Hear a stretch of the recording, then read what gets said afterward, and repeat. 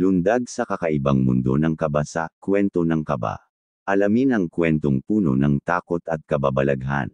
Mag-subscribe, like, at share na, at huwag kakalimutang mag-share ng iyong kakaibang karanasan. Ang kwentong ito at ang mga tauhan ay kathang-isip lamang. Original story owned and made by Kwento ng Kaba. Ang kulungan ng human monster. Ang kwento ni Mang Dave. Nagtrabaho ako sa isang kulungan ng human monster, at na-interview ko ang isa sa pinaka-nakakatakot sa kanila. Napakatahimik ng gabi nang unang pumasok ako sa loob ng kulungan.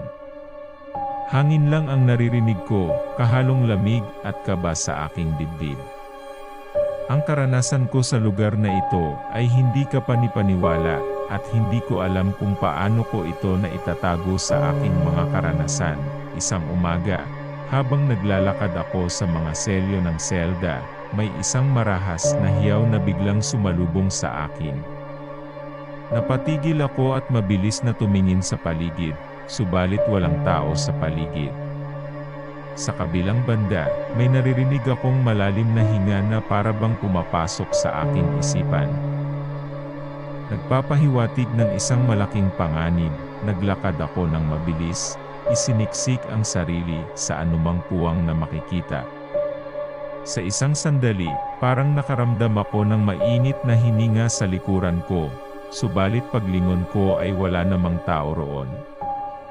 Ang hirap pigilin ng aking pagkatakot, at sa tuwing hihinga ako, tila ba may naiipit sa aking dibdib. Tinuldukan ko ang aking takot, at nagpatuloy sa aking trabaho. Muling nagsimula akong magtanong sa mga bilangguan, nag-interview ng ilan sa kanila.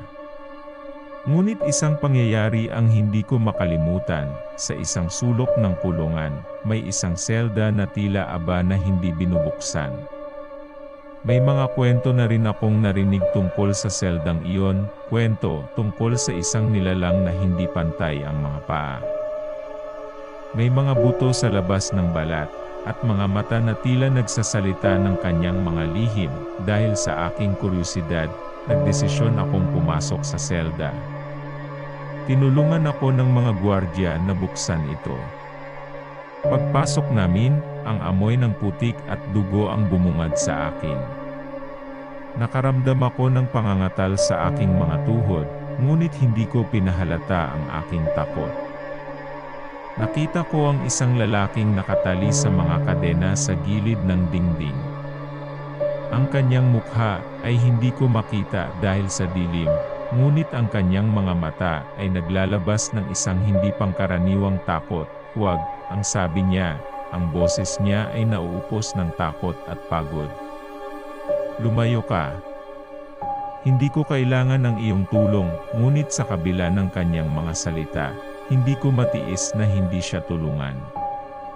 Unti-unting lumapit ako sa kanya. Isiniksyahan ang kanyang kadena upang kanyang mapakawalan. Sa isang iglap, ang lalaki ay bumaling sa akin. Ang kanyang mukha ay puno ng takot at galit, at doon ko napagtanto na ang lalaking iyon ay hindi tao. Ang kanyang mga mata ay nag-iiyak ng dugo. At sa bawat paghinga niya, ang kanyang balat ay nagsasalita ng katotohanan ng kanyang mga krimen.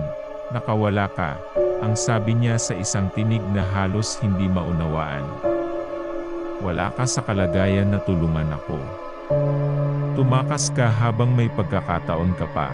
Ngunit sa halip na takot, nararamdaman ko ang awa sa kanya.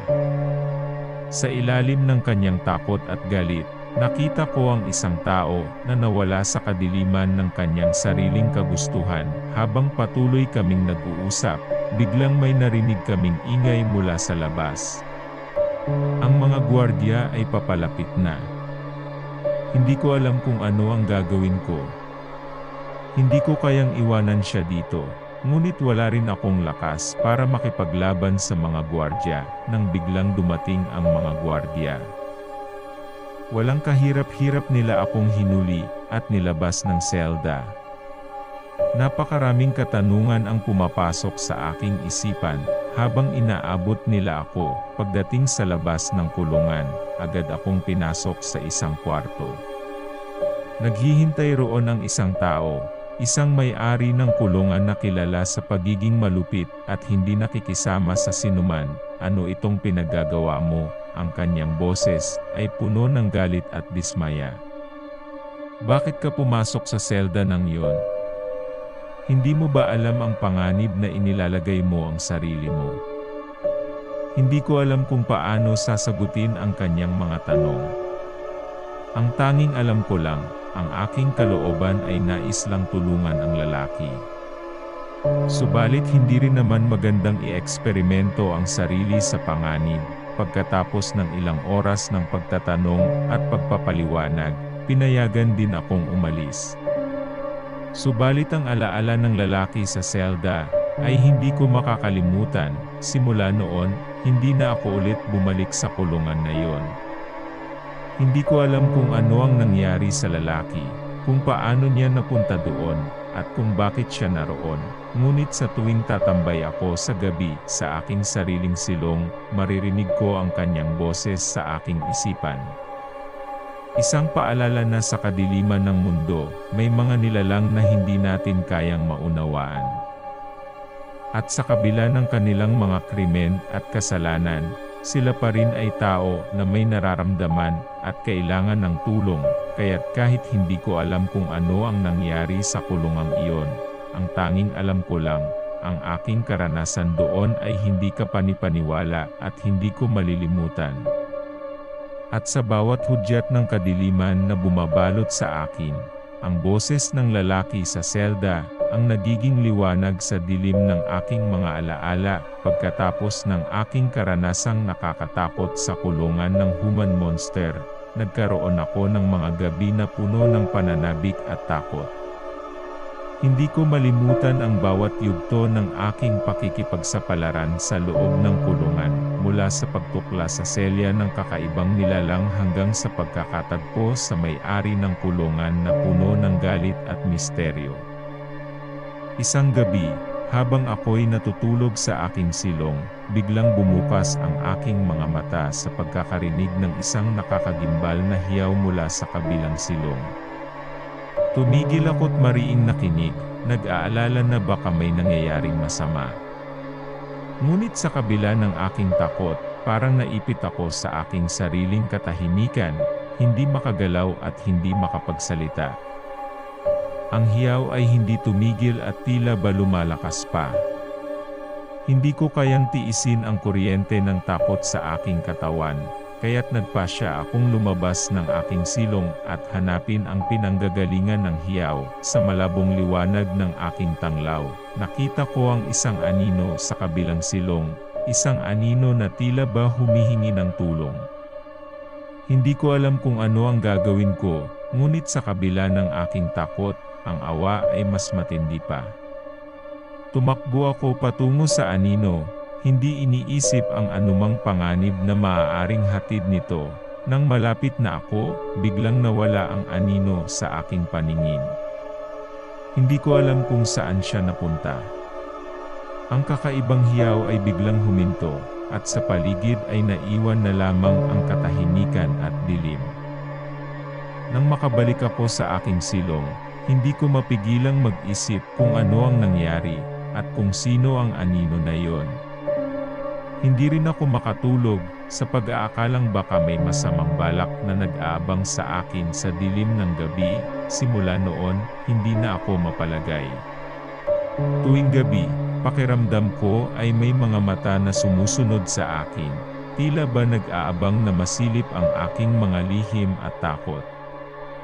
Hindi ko alam kung paano ko ito tatanggapin, at bawat hudyat ng dilim ay nagdadagdag lamang sa aking kaba at takot. Ang kulungan ng human monster ay hindi lamang isang lugar ng krimen at panganib, ito rin ay isang lugar ng mga misteryo at hindi maipaliwanag na mga pangyayari. At sa bawat gabi na dumaan, ang bawat hiyaw at anino na aking nararanasan ay patuloy na nagpapalakas ng aking paniniwala sa kadiliman ng mundo, hanggang sa isang gabi, nang ako'y nagising sa kakaibang init sa aking katawan. Hindi ko maintindihan ang nararamdaman ko, Ngunit pakiramdam ko ay may isang puwersa na pilit na sumasakal sa akin. Tumayo ako mula sa aking kama at doon ko nakita ang isang anino na nakatayo sa dulo ng aking silong. Ang mga mata nito ay sumisilip mula sa dilim, puno ng gutom at galit. Ang aking takot ay hindi na mapapantayan ng anumang naranasan ko dati. Alam kong ang anino na iyon ay hindi ordinaryong nilalang. Ito ay isang nilalang na puno ng kapangyarihan at kaharian ng kadiliman. Sa bawat hakbang na aking ginagawa, tila ba humihina ang aking lakas at kahinaan. Ngunit sa kabila ng aking takot, hindi ko basta-basta susuko. Sa gitna ng dilim at panganib, nanatili ang liwanag ng aking kalooban at determinasyon na labanan ang anumang kumukulong takot sa aking puso. At sa pagharap ko sa anino na yon, alam kong ito ang simula ng isang laban na walang kasiguraduhan. Subalit sa bawat sandaling nakikipagtuos ako sa dilim, mas lumalakas ang aking loob at determinasyon na magtagumpay sa gitna ng kadiliman. Sa pagharap ko sa anino na tila nagmumula sa dilim ng aking silong, hindi ko maiwasang maramdaman ang bigat ng takot na sumakal sa aking dibdib. Ang kanyang mga matang nagliliyab ng galit ay tila pumipilipit sa aking kalooban, nagtutulak sa akin na lumubog sa malalim na alon ng kadiliman. Anong nais mo sa akin? Ang aking tinig ay pumikit na lamang, ngunit ang bawat salita ay tila lumilipad patungo sa anino. Ngunit sa kabila ng aking pagkakabigla, hindi ko maitago ang takot na umiiral sa aking puso. Ang anino ay tumawa ng isang nakakapanindig balahibong tawa. Ang bawat hiyaw ay tila nagdudulot ng nagbabadyang panganib sa aking buhay. Ikaw, makakatulong sa akin. Ang kanyang tinig ay humahalakhak, ngunit may kakaibang ngala-ngala. Ang iyong kaluluwa ang aking kailangan upang magtagumpay. Nanginginig akong tumingin sa kanya. Ang aking kalooban ay naglalagablab ng takot at galit.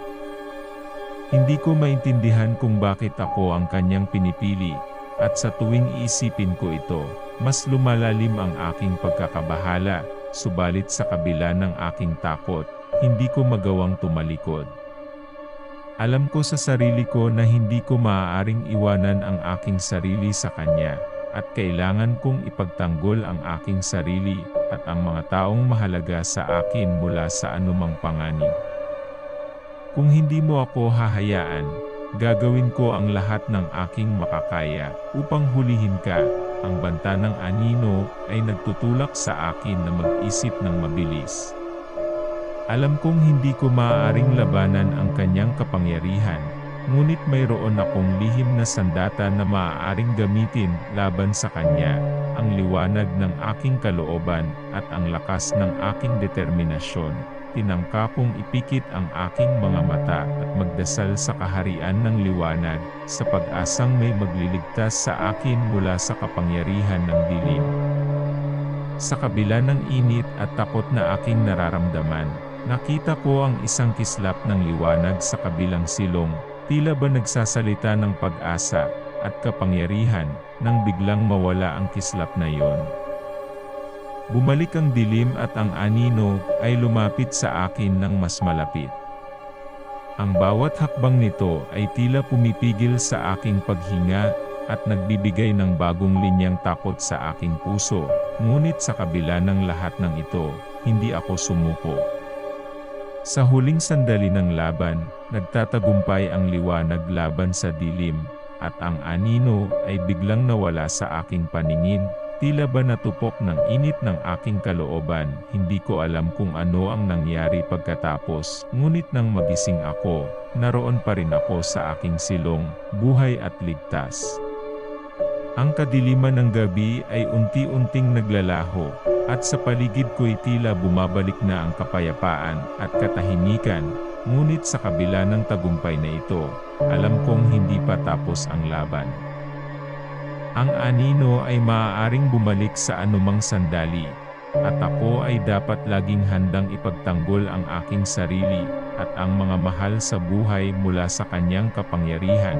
Sa bawat hudyat ng kadiliman, naroon ang liwanag ng aking kalooban na patuloy na magbibigay sa akin ng lakas at tapang upang harapin ang anumang panganib na dumating sa aking buhay.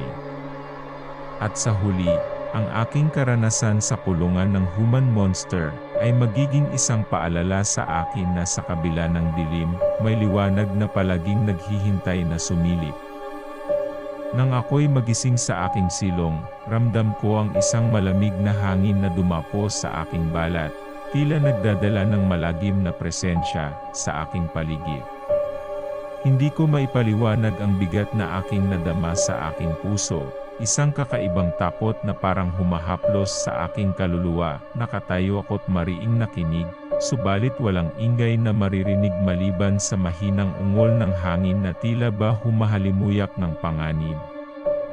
Ang dilim ay pumapalibot sa akin, nagdudulot ng isang panibagong kaba na hindi ko magawang pigilan. Isang paglakad lamang ang aking ginawa patungo sa pintuan, subalit sa tuwing aking nilalakad ang tumutunog na mga hakbang, tila ba ang bawat yapak ay nagdudulot ng malalim na pagkakaba sa aking dibdib.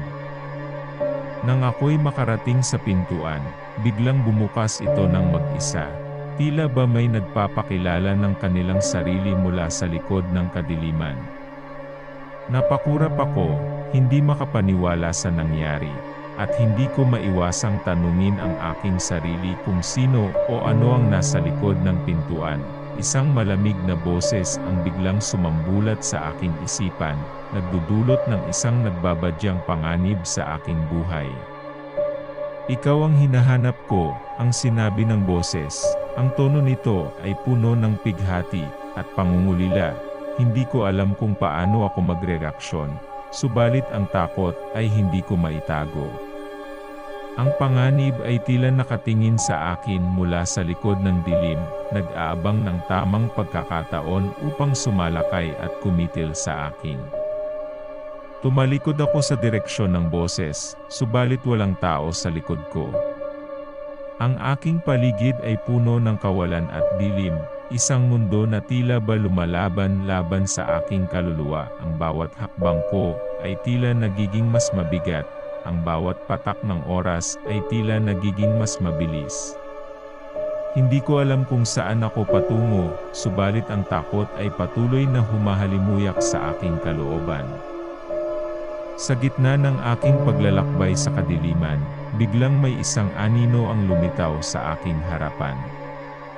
Ang kanyang mga matang nagliliyab ng galit at gutom, tila ba nagdudulot ng kawalan ng pag-asa sa aking puso. "Handa ka na bang sumama sa akin?" ang tanong ng anino. Ang kanyang tinig ay puno ng panganib at pananakot. Nanginginig akong tumango. Ang takot ay bumabalot sa aking kalooban, ngunit sa kabila ng lahat, alam ko sa sarili ko na hindi ko maaaring sumuko. Hindi ko maaaring iwanan ang aking sarili sa kamay ng kadiliman, at kailangan kong ipagtanggol ang aking sarili at ang mga taong mahalaga sa akin mula sa anumang panganib. Ang laban ay tila hindi matatapos, ang dilim ay patuloy na sumasalakay sa aking kaluluwa. Ngunit ang liwanag ng aking kalooban ay patuloy na nagbibigay sa akin ng lakas at tapang upang harapin ang anumang panganib na dumating sa aking buhay. At sa huli, ang aking karanasan sa kadiliman ay magiging isang paalala sa akin na sa gitna ng dilim, may liwanag na palaging naghihintay na sumilip. At sa bawat hakbang na aking ginagawa, alam ko na ang liwanag na iyon ay patuloy na magbibigay sa akin ng pag-asa at lakas sa kabila ng kadiliman ng mundo, sa kabila ng lahat ng panganib at takot na aking naranasan. Patuloy akong lumalaban sa dilim, hindi sumusuko sa hamon na inilatag ng kadiliman sa aking harapan. Hanggang isang araw, sa pinakamadilim na sulok ng kulungan, nakatagpo ako ng isang lihim na pasilyo na tila ba hindi pa nahahalungkat ng kahit sino. Sa pagtahak ko sa masukal na daan, ang aking puso ay nag-aalab sa kaba at pagtatakot. Subalit sa kabila ng aking nararamdaman, Ang aking kuryosidad at determinasyon ang siyang nagtulak sa akin, patungo sa dulo ng pasilyo. Nang makarating ako sa isang maliit na silid sa dulo, natagpuan ko ang isang lumang libro na nakalatag sa isang mesa. Ang mga pahina nito ay puno ng mga misteryosong simbolo at teksto na hindi ko agad maunawaan. Sa pagmamadali kong sumulyap sa mga pahina, biglang nagdilim ang aking paningin, at tila ba biglang nawalan ako ng malay. Ang aking katawan ay napuno ng kakaibang init, at ang aking isipan ay puno ng mga kakaibang larawan at boses na tila ba galing sa ibang dimensyon. Nang muli akong magising, naroon ako sa gitna ng isang lugar na puno ng kadiliman at panggigipit. Ang aking mga mata ay dumilim sa sobrang takot at kaba, ngunit ang aking puso ay hindi nawala ng pag-asa. Sa isang iglap, lumitaw sa harap ko ang isang nilalang na puno ng galit at gutom, tila ba isang hari ng kadiliman na nag-aabang ng kanyang susunod na biktima. Ang kanyang mga mata ay pumupuksa ng takot sa aking puso. At ang kanyang boses ay tila naglalaro sa aking isipan, "Handa ka na bang tanggapin ang iyong kapalaran?" Ang kanyang tinig ay puno ng panganib at pananakot. Nanginginig akong tumango, ang takot ay bumabalot sa aking kalooban. Ngunit sa kabila ng lahat, alam ko sa sarili ko na hindi ko maaaring sumuko. Hindi ko maaaring iwanan ang aking sarili sa kamay ng kadiliman, at kailangan kong ipagtanggol ang aking sarili, at ang mga taong mahalaga sa akin mula sa anumang panganib. Sa huli, sa gitna ng dilim at panganib, ang liwanag ng aking kalooban ang siyang nagwagi. Sa paggamit ng aking tapang at determinasyon, natalo ko ang hari ng kadiliman at nalaya ang aking sarili mula sa kanyang kapangyarihan. Ang araw ay biglang sumiklab sa aking paligid, tila ba nagdulot ng kasagutan sa aking panalangin. Ang kadiliman ay unti-unting naglalaho, at sa paligid ko'y tila bumabalik na ang kapayapaan at katahimikan. Sa wakas, ang aking paglalakbay sa kulungan ng human monster ay nagtapos. Ngunit ang aking karanasan ay magiging isang paalala sa akin na sa kabila ng dilim, may liwanag na palaging naghihintay na sumilip. At sa bawat hakbang na aking ginagawa, alam ko na ang liwanag na iyon ay patuloy na magbibigay sa akin ng pag-asa at lakas sa kabila ng kadiliman ng mundo. Salamat sa walang sawang suporta, mga Kwento ng Kaba. Please subscribe, like and share for more Kwento ng Kaba.